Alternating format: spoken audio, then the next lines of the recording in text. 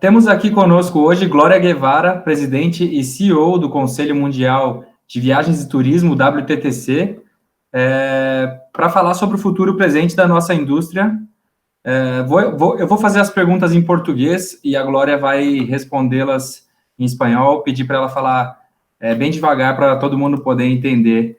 Glória, bem-vinda a nossa entrevista para falar sobre el futuro del sector de turismo e viajes. Glória, como nossa indústria se comportou nos primeiros meses de crise?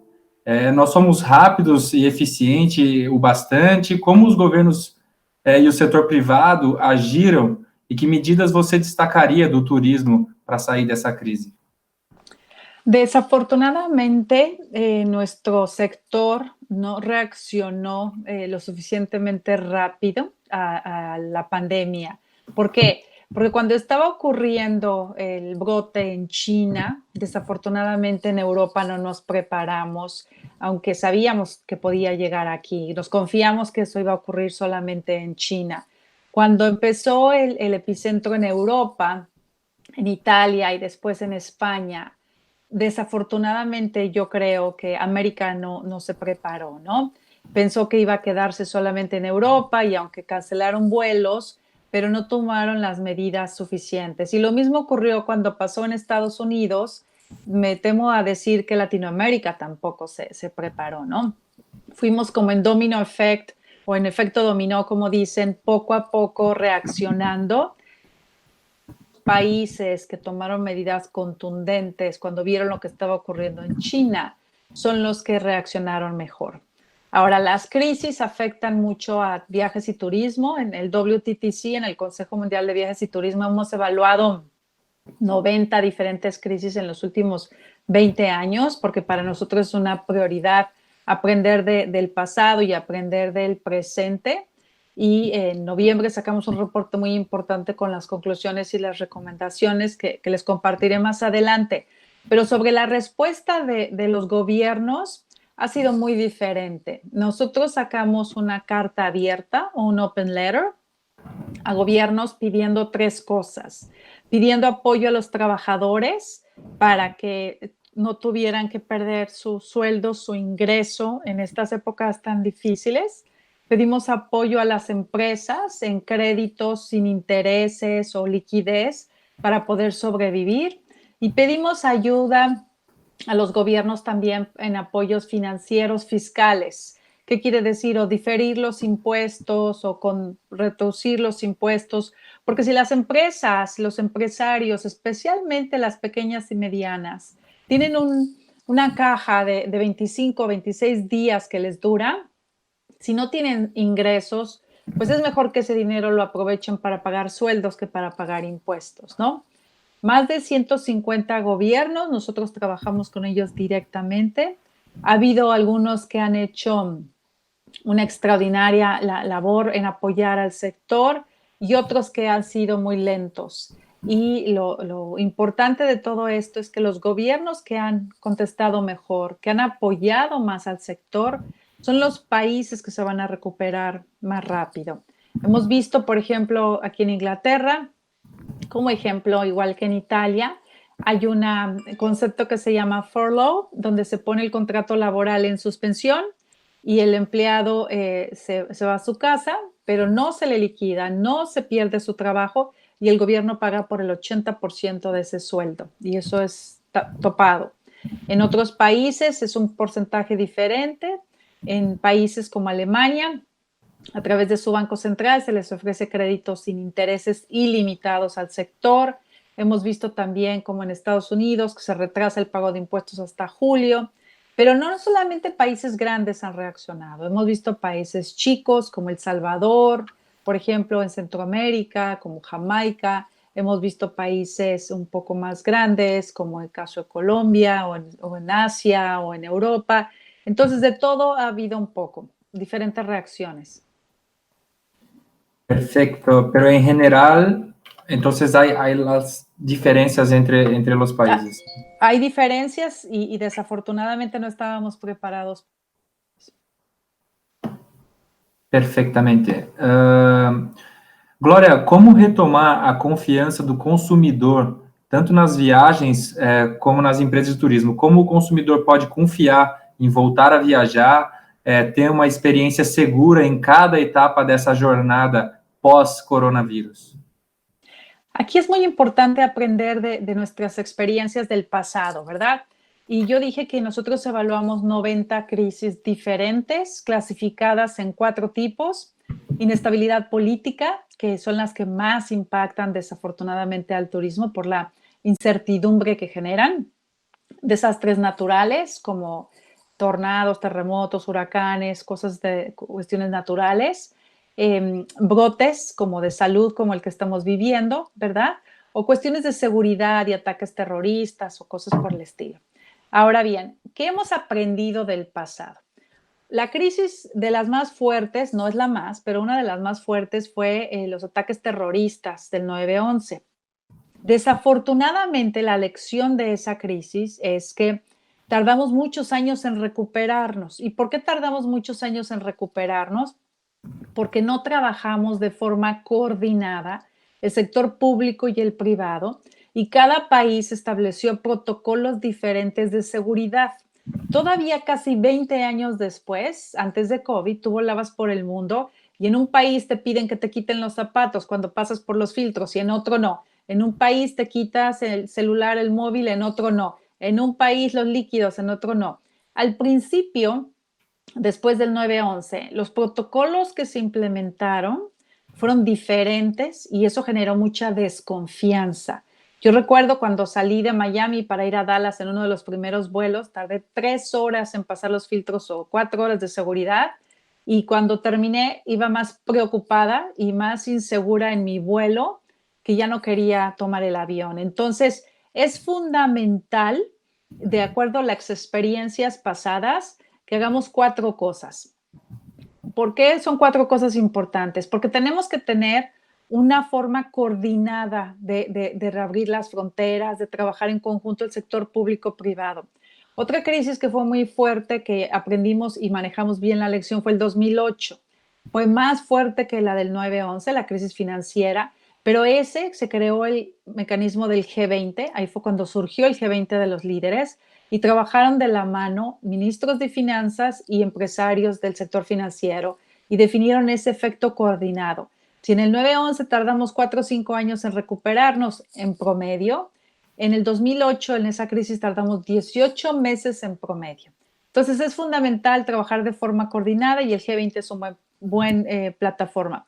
Punto número 2, necesitamos protocolos de salud, de higiene a nivel global para recuperar la confianza del viajero. Para cuando tú te subas en un avión la próxima vez, que tengas 3 conexiones, por ejemplo, te pidan la mascarita y te la pidan en todos los vuelos, te dé certidumbre, ¿verdad? Lo mismo que si llegas a un hotel, en el hotel sea el mismo proceso en Brasil, en Nueva York o en Londres, igualito. Es fundamental que esos protocolos sean estándares y definidos por el sector privado. Nosotros en WTTC lanzamos los protocolos a mediados de mayo. Nuestros hoteles, por ejemplo, han ofrecido habitaciones y cuartos a los doctores y las enfermeras en mitad de la crisis y esas instalaciones se han mantenido libres de COVID. Entonces, ese conocimiento de los protocolos en esos hoteles lo incluimos en los protocolos que lanzamos de hospitalidad. Entonces, empresas como Hilton, como Marriott, como Accor, como Melia, como Intercontinental, Hyatt, 22 grupos se pusieron de acuerdo y definieron los protocolos de hospitality o hospitalidad. Tenemos protocolos de compras al aire libre, del conocimiento en China, donde se abrieron las compras al aire libre afuera de Shanghai y ese conocimiento lo documentamos. Vamos a lanzar esta semana los protocolos de aviación definidos por IATA, los protocolos de aeropuertos definidos por ACI, la Asociación de los Aeropuertos, los protocolos de tour operadores y los protocolos de congresos y convenciones. Es fundamental, protocolos estándares. Por eso lanzamos también una etiqueta, como una estampa que se llama Safe Travels, para los gobiernos que implementen estos protocolos, para los empresarios y empresas que implementen estos protocolos, el viajero los puede identificar. Entonces, que si yo compro un viaje por Expedia o Trip.com o cualquier agencia de viajes a Brasil, a Sao Paulo, yo pueda saber qué hoteles ya implementaron los mismos protocolos que existen en el mundo. Eso va a generar mucha confianza. El tercer punto tiene que ver con la experiencia del viajero. ¿Cómo recupero yo la confianza? No vamos a trabajar aisladamente ni reinventar el proceso del viaje. Tenemos que agregarle el componente de salud. ¿Y qué quiere decir esto? Pues hay un antes y después. Cuando exista la vacuna, va a ser más sencillo. Todo el mundo se vacuna y van a poder viajar y regresar a la normalidad. Antes de la vacuna, si aprendimos algo de los brotes pasados como de Ebola, SARS y MERS, hoy no tienen vacuna ninguno de esos 3 virus y sin embargo pudimos viajar. ¿Por qué pudimos viajar? Porque pudimos aislar a los enfermos, ¿verdad? ¿Y cómo los aislamos? Porque fueron sintomáticos y los pudimos identificar. Este virus es diferente. El 80% de los afectados son asintomáticos. La única forma de identificarlos es haciendo pruebas. Es fundamental hacer pruebas y lo que llamamos nosotros contact tracing. O sea, en una aplicación poder registrar tus movimientos en los últimos 15 días por si te da el virus. Entonces, lo que recomendamos aquí es que se implemente un componente de pruebas para ver si tienes el virus antes de volar o al aterrizar. Eso ya existe en algunos países en el mundo, que cuando tú llegas a ese país o antes de salir de tu país, se te hace una prueba. Si sales positivo, se te aísla, si sales negativo, se te permite volar y eso le va a dar mucha confianza al viajero. Entonces, es fundamental los protocolos y las pruebas con una aplicación de contact tracing, que es poder rastrear dónde has estado por si te da el virus, empezar a aislar a los enfermos. Perfectamente. El primer protocolo fue de hospitalidad. Así es. ¿Correcto? Hoy publicaron más Zoom, ¿no? Hoy publicamos la etiqueta, la estampa de Safe La Travels, estampa. que es como el paraguas, ¿verdad? El umbrella de todos los protocolos. Tenemos hospitalidad, tenemos outdoor shopping. Mañana vamos a publicar aerolíneas, aeropuertos, MICE y tour operadores. Mañana. Y en una semana o 2 vamos a publicar el resto. Es un proceso de mucho consenso, es un proceso de mucha inclusión, por eso tardamos un poco, ¿no? Claro, y lo más importante entonces es que todo asuman los protocolos y sea unificado y no como fue en 9/11. Exacto, que son diferentes y que sufrimos hasta el día de hoy. Cada país los definió solito y eso genera mucha molestia con el viajero, da mucha desconfianza. ¿Y esta parte es más importante para los gobiernos o las Es muy empresas? importante para las empresas, pero también es importante para los gobiernos. Hoy, por ejemplo, anunciamos, el gobierno de Portugal, que muchos brasileños van a Portugal, adquirió la estampa de Safe Travels. Entonces, el gobierno de Portugal se va a asegurar que todas las empresas en Portugal implementen los protocolos y conforme los vayan implementando, nuestros protocolos, que son los mismos de ellos porque están alineados, les van a dar la estampa de Safe Travel, el gobierno de Portugal. Entonces, eso es un gran avance porque cuando la próxima vez vayas a Portugal vas a poder ver los hoteles, las agencias de viajes, los restaurantes o los tour operadores que cumplen con esos protocolos para que te dé confianza de que tomaron las medidas de acuerdo a los expertos en salud, de acuerdo al WHO o la Organización Mundial de la Salud y de acuerdo al CDC y a gente que sabe, ¿no? Perfecto.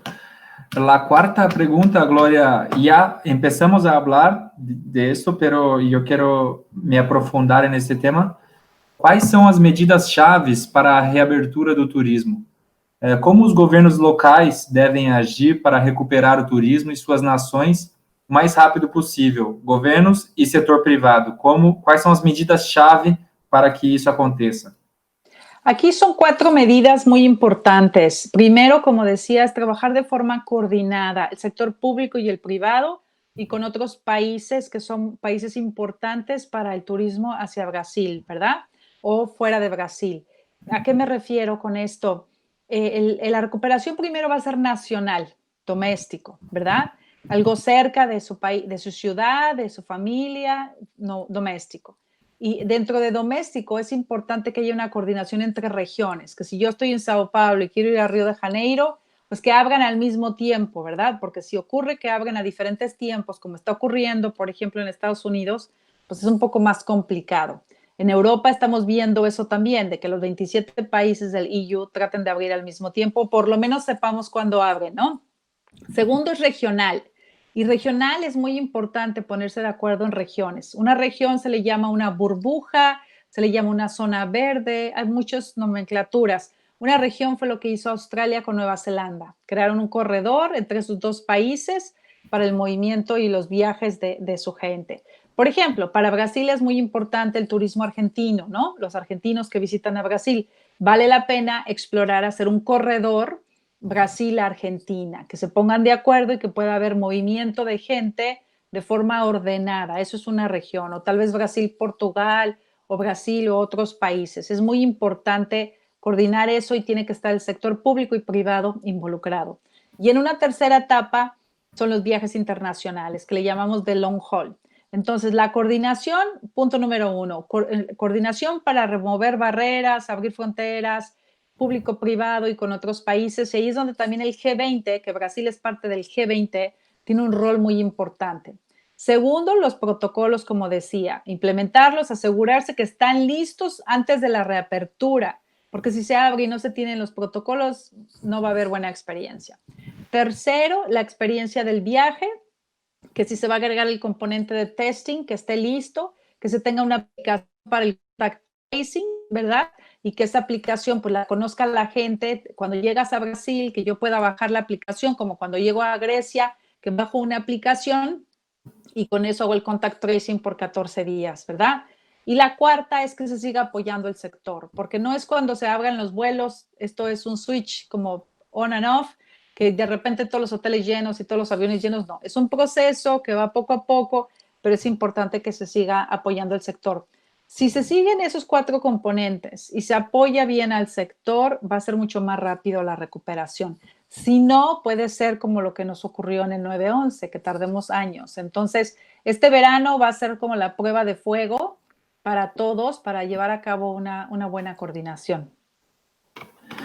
Perfecto. La quinta vamos a hacer después. Vamos a la sexta, Glória, por favor. A importância das viagens domésticas para ajudar a indústria nessa fase de reabertura.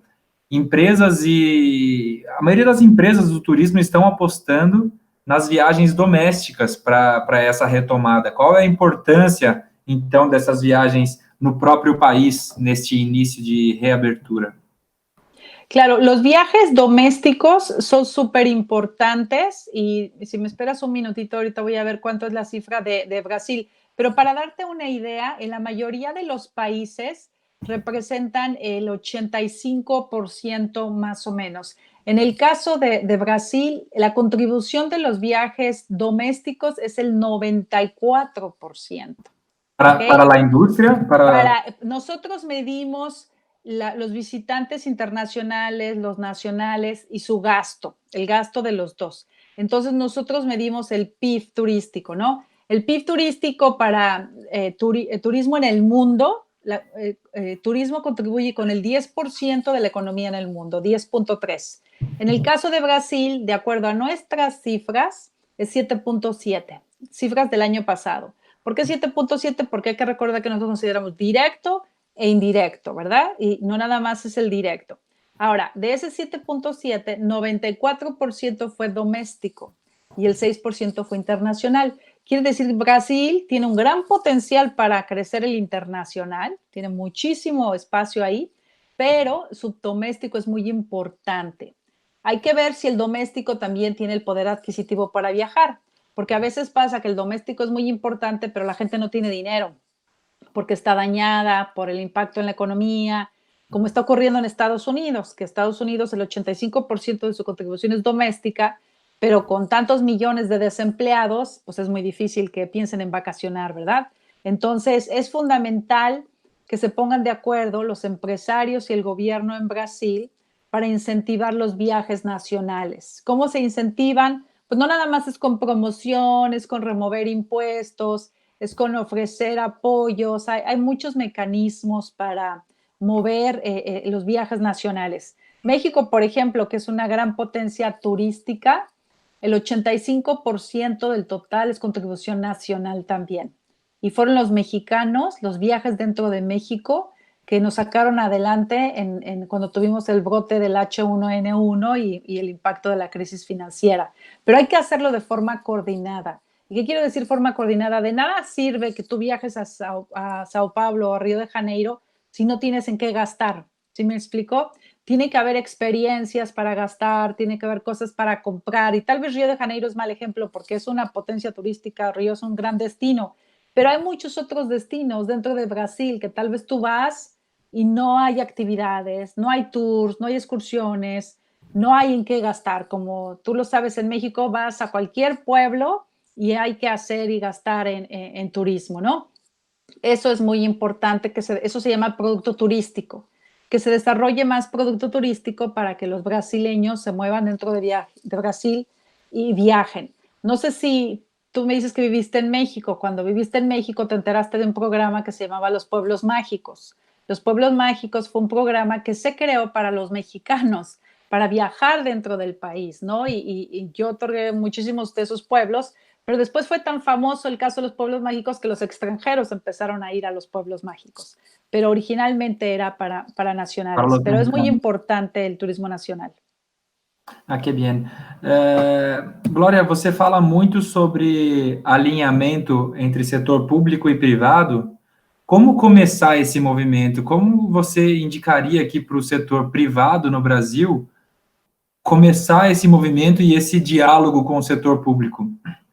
Ahí es muy importante escuchar a todo el sector, por ejemplo, hacer meses de trabajo, entender las necesidades de los empresarios, los dueños de agencias de viajes, los dueños de hoteles, las aerolíneas, cuáles son, o sea, qué es lo que le preocupa, cuáles son las necesidades, ¿verdad? Y hacer lo mismo que haces cuando estás en una empresa, hacer una agenda de trabajo, hacer de alguna forma un plan de negocios. Por ejemplo, en mi experiencia, y aquí es un poco como paréntesis, como exministra en México, cuando estuve a cargo de la recuperación, hicimos mesas de trabajo donde nos sentábamos y decíamos, bueno, tenemos que quitarle la visa a los brasileños, que en aquella época pedíamos visa a los brasileños porque los brasileños son importantes para venir a Cancún. Tenemos que tener más vuelos, hay una lista de necesidades, que todo eso lo hicimos en un acuerdo que se llamaba el Acuerdo Nacional por el Turismo, donde todo mundo se comprometió a trabajar en un mismo, como un plan de negocios, por llamarlo de alguna forma. En el gobierno se llamaba un acuerdo nacional, donde tenía ciertas acciones y ciertos compromisos, pero hay que hacerlo de la mano. Tú no lo puedes hacer solo en un gobierno, ni tampoco lo puedes hacer solo en el sector privado. Tiene que ser en conjunto, planear ese crecimiento, involucrar al Congreso, también, por ejemplo, los senadores, los diputados, involucramos a los sindicatos, involucramos a los gobernadores de las provincias, absolutamente todos tienen que participar. Es un proceso importante para definir cuál es el futuro de Brasil en turismo, para detonar ese crecimiento. Bien, las 7. ¿Cuál será la importancia de los agentes de viajes y mayoristas ahora en esta altura de la crisis? ¿Cómo el agente y el operador debe hacer para salir de esta crisis? Yo creo que los agentes de viajes y los operadores van a tener un rol todavía más importante, porque la gente va a requerir a los expertos que les digan qué países están abiertos, a dónde pueden ir, qué países han implementado protocolos. Va a ser un rol muy importante, yo creo, porque antes tal vez yo compraba un boleto y me iba a una ciudad y ahora no, ahora necesito que la gente de viajes me ayude más. Yo siempre he comprado con agencias de viajes porque creo mucho en ese grupo, pero yo creo que el valor va a ser ahora todavía más importante, más relevante, y las agencias al mismo tiempo tienen que especializarse y seguirse entrenando, ¿no? Asegurarse que ellos también implementan sus protocolos para sus viajeros y ayudan a cubrir y cuidar. Muy bien. Como o WTTC enxerga a quarentena imposta por alguns dos países? Espanha, por exemplo, tudo bem que vai acabar em julho, mas esta quarentena obrigatória na chegada de estrangeiros. Esa cuarentena de 14 días para nosotros es una desafortunada acción. eso debió de haberse implementado tal vez al principio del lockdown o de los encierros, ¿verdad? Porque al principio pues no tenía sentido que fueran de visita a los países, pero ya cuando se está reabriendo no tiene sentido. Si tú implementas una cuarentena de ese nivel, lo que estás diciendo es que el turismo no es bienvenido a tu país. No se puede reactivar el turismo de negocios porque ningún empresario va a querer viajar ahí y encerrarse 2 semanas en un hotel. No se puede reactivar el turismo de cruceros, no se puede reactivar ningún tipo de turismo. Entonces, si yo quería ir a un país, por ejemplo, que ofrecía, hacía obligatoria la cuarentena, pues ya lo voy a reconsiderar y no voy a ir. Entonces, eso es ponerse en una desventaja competitiva, ¿no? Aquí lo que se tiene que hacer, que es lo más exitoso, es las pruebas. Que las pruebas se acepten entre países, que eso ha sido un tema desafortunado, y no nada más que se acepten entre países, pero que se hagan pruebas y contact tracing, como se hace hoy en muchos países y es lo que se va a hacer en el verano en muchas naciones. Bien, las 5 entonces que hay que ver con el tema. A Europa está começando a reabrir gradualmente. China e outros países na Ásia estão tendo uma posição ainda mais avançada aqui na Europa, né? Que papel a preocupação com a saúde no turismo, que papel a saúde vai ter no turismo a partir de agora, como foi o 11 de setembro para a segurança? Claro, Europa, como dices, se está abriendo poco a poco, estamos aprendiendo de lo que ocurre en China. El turismo nacional en China está ahorita unos factores de ocupación de entre 40 y 50% los hoteles, según nos dicen. Yo creo que ahora el tema de salud lo tenemos que tomar muy en serio y estos protocolos se van a modificar ya una vez que se tenga la vacuna. Lo que es importante es aprender de esta experiencia y anticiparnos. Por ejemplo, los monitores para temperatura que hay en Asia, en los aeropuertos, se van a implementar yo creo que en la mayoría de los aeropuertos. Esos monitores, no sé si has visto, que detectan si tienes temperatura o no. Yo creo que vamos a invertir más tiempo en la preparación. Esta pandemia también nos va a ayudar a acelerar la implementación de ciertas tecnologías, como la biometría, por ejemplo, que en algunos países está muy avanzada y en otros no. Los que no están avanzados se van a tener que poner al día porque la biometría te permite hacerlo touchless, ¿no? Y lo cual te ayuda también en el tema de salud. Entonces, nos va a permitir también acelerar la agenda de sustentabilidad, nos va a permitir acelerar algunas de las iniciativas que teníamos, pero sí va a cambiar también en algunas cosas como viajemos. La modificación no va a ser tan fuerte como en el 911, porque como en el 911 se implementaron protocolos aislados sin el involucramiento del sector privado, pagamos las consecuencias, ¿no? Yo creo que ahora, como estamos muy involucrados y nosotros estamos proponiendo los protocolos, no se va a modificar tanto la experiencia, sobre todo ya una vez que salga la vacuna. Muy bien. As 3 maiores, lá no EV, as 3 maiores economias das Américas, que são Estados Unidos, Sul México e Brasil, têm políticas controversas a respeito da gestão dessa crise, né? Cada presidente ali com medidas polêmicas no gerenciamento dessa crise. Qual será o impacto dessas ações no futuro? E como você vê a proibição da entrada de brasileiros nos Estados Unidos? Yo creo que, déjame que te contesto la segunda parte. Yo creo que Estados Unidos mi humilde opinión, no debe estigmatizar, ¿verdad? No debe estigmatizar porque Brasil es un país muy grande, tiene 200 millones, según recuerdo, de habitantes, y ni siquiera el 10% de la población y el 1% está infectada, ¿verdad?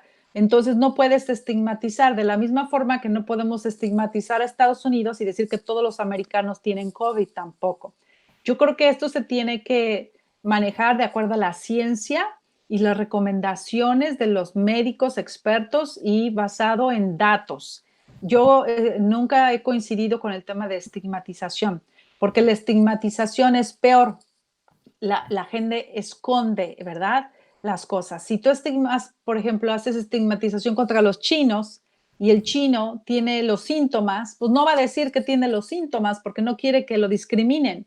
O si esta es una estigmatización contra mexicanos y el mexicano tiene los síntomas, no va a decir tampoco porque no quiere que lo discriminen. La Organización Mundial de Salud está en contra de las estigmatizaciones y nosotros también. Entonces, me parece muy mal la medida de bloquear a los brasileños hacia Estados Unidos porque no podemos generalizar.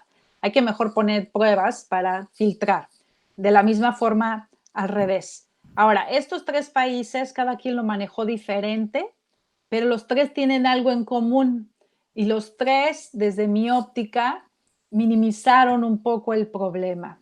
Entiendo perfecto que es un virus diferente, no tenían los datos, no teníamos toda la información completa y los líderes de los gobiernos pues tratan de tomar decisiones con la información que tienen, ¿no? Que es poca o mucha o la que sea. Pero estos tres en particular siento que tal vez no tenían la información disponible y minimizaron el problema. Y al verlo minimizado, no tomaron acciones en un corto plazo que estamos viendo que tal vez hubiera sido un poco diferente, ¿no? Lo que sí esperemos es que ahora con la información que tienen los tres, tomen acciones para corregir el cauce, ¿no? Que es como dijo Obama recientemente, que todavía es tiempo y hay 7 acciones que se pueden hacer para corregir el cauce.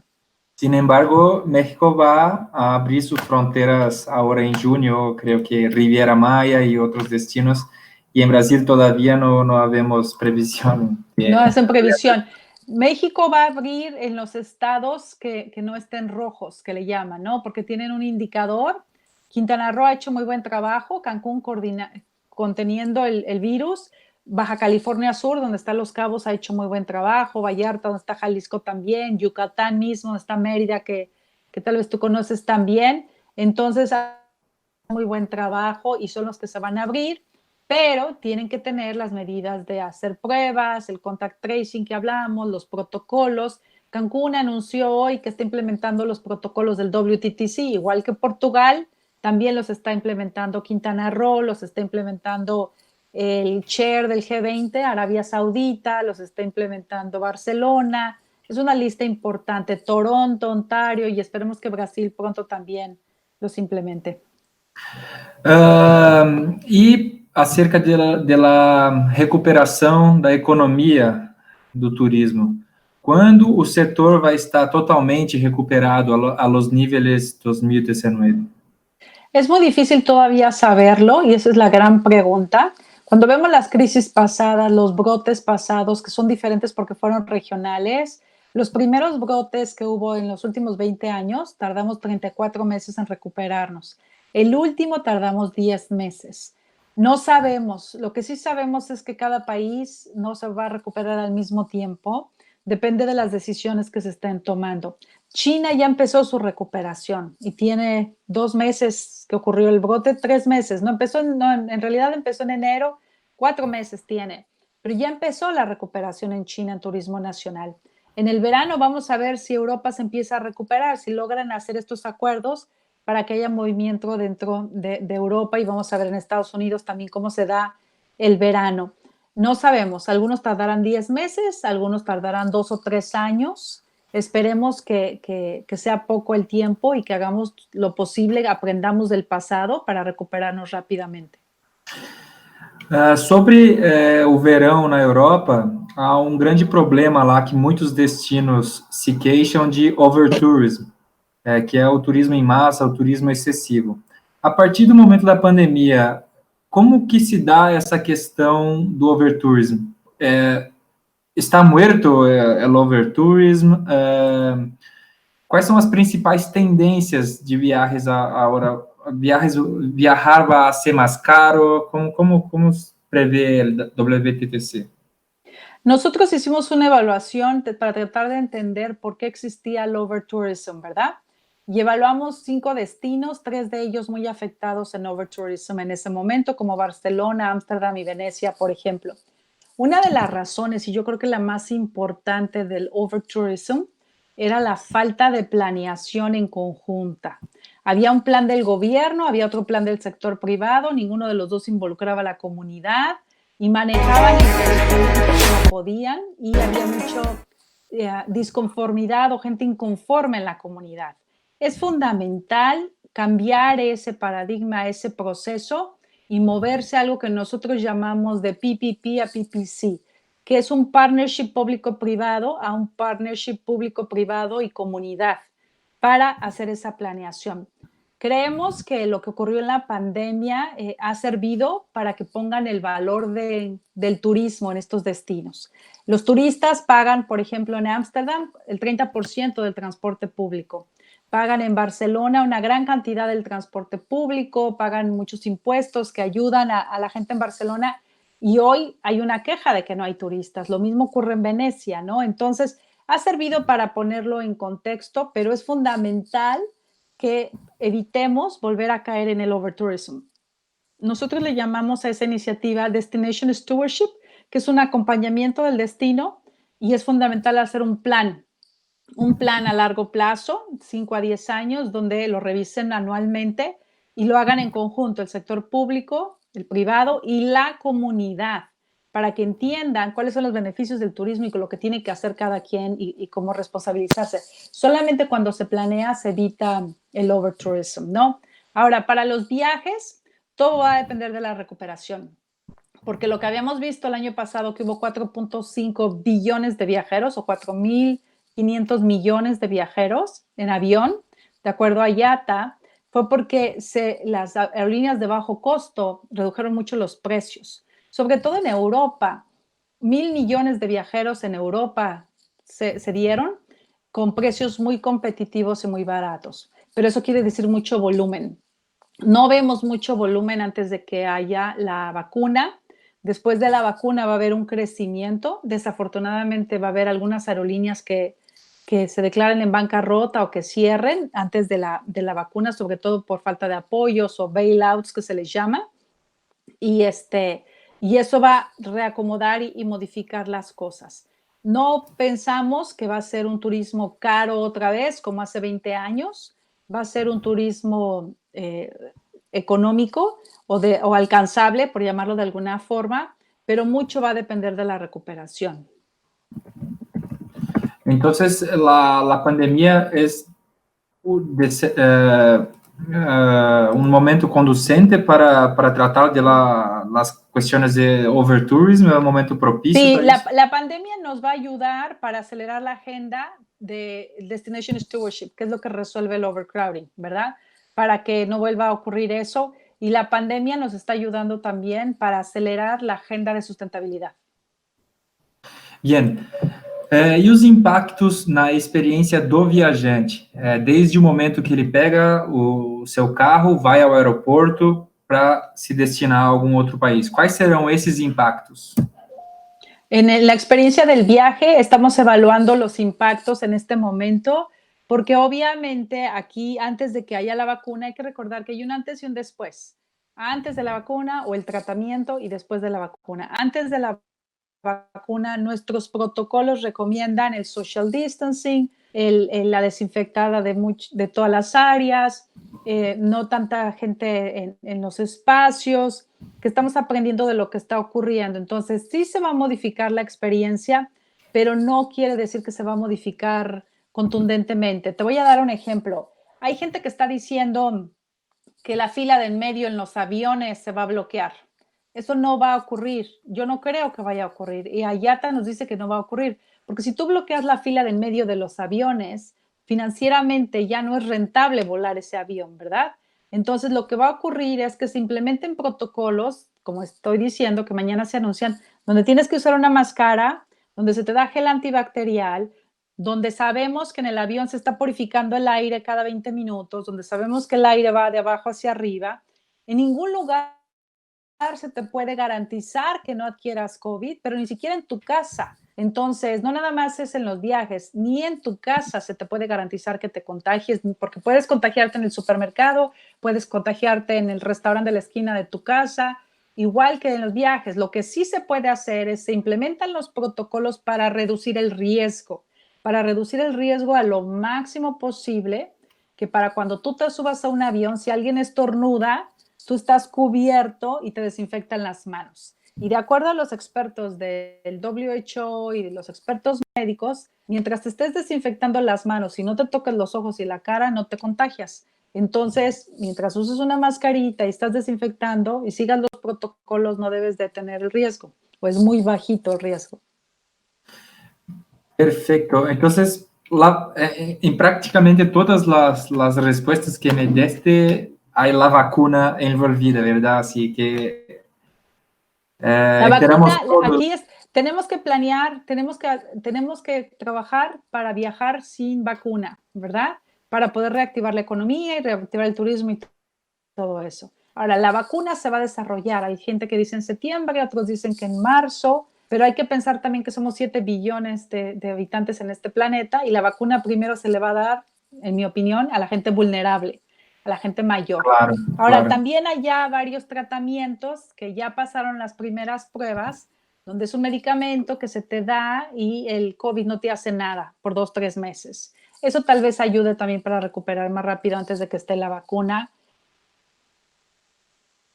Esperemos, ahorita toda la comunidad científica está trabajando en conjunto, algo sin precedente, y hay como 70 trials de vacunas y como 50 de tratamientos, entonces esperemos que pronto haya soluciones. Muy bien, la última, Glória. Essa é uma crise completamente disruptiva ou voltaremos à normalidade, ao menos a uma nova normalidade, similar ao que tínhamos antes? Acredito que a vacuna também está en esta respuesta. Claro, yo creo que esta crisis es importante que la convirtamos en oportunidad, ¿no? Nuestro sector ha pasado por muchas crisis y siempre nos hemos recuperado. Es el sector más resiliente que existe en el planeta y nos vamos a recuperar y saldremos fortalecidos.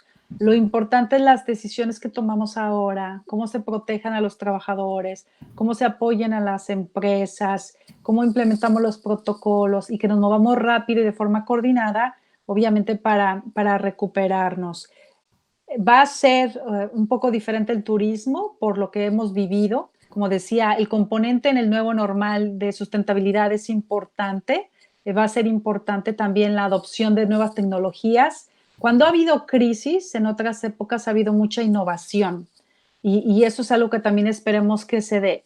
Te doy un ejemplo de innovación que estamos viendo.